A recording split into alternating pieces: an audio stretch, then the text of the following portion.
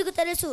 ప్రళయకాలంలో కాల భైరవుని వంటి వాడిని కౌరవ సైన్యంలో గదపట్టుకొని భీముడు యుద్ధం చేసినట్లుగా చేస్తాను. శ్రీరామచంద్రుడి వలె రాక్షసులతో యుద్ధం చేసి నా వీరత్వానికి ప్రతీక అయి నిలుస్తాను. ఫాలాక్ష త్రిపురాసునితో యుద్ధం చేసినట్లు చేస్తాను. శివుడు కోపంతో త్రిపురాలను కాల్చినట్లు చెలరేగుతాను. నలగామరాజు సైన్యం గడగడ వడికేటట్లు గొప్ప పరాక్రమాన్ని ప్రదర్శిస్తాను. యుద్ధంలో రక్తం మడుగులు గట్టిస్తాను. నలగామరాజు సైన్యం పాలిట ఉరుములు లేని పిడుగునవుతాను. గర్వించే సైన్యానికి కంటిలో నలుసునై వేధిస్తాను. ఆ సమయంలో ఈ భూమిపైన నన్ను ఎదిరించే వారెవరున్నారు? నలగామరాజు బలగాన్ని తుక్కు తుక్కుగా చేస్తాను. వంట చేసేటప్పుడు కూర ముక్కల్ని తరిగినట్లు తరుగుతాను.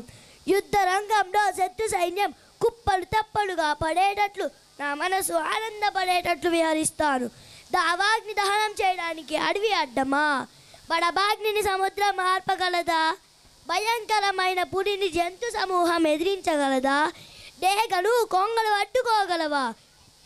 వేగంలో శివంగికి జింకల సమూహం సాటి అవుతుందా? మిరియాపు గింజ చిన్నదైన కారం చెడుతుందా?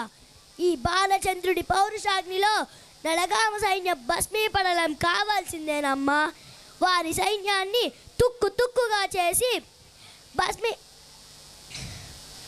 భస్మీపడడానికి పట్టిన మహాపీడను వదిలిస్తాడు ఈ బాలచంద్రుడు.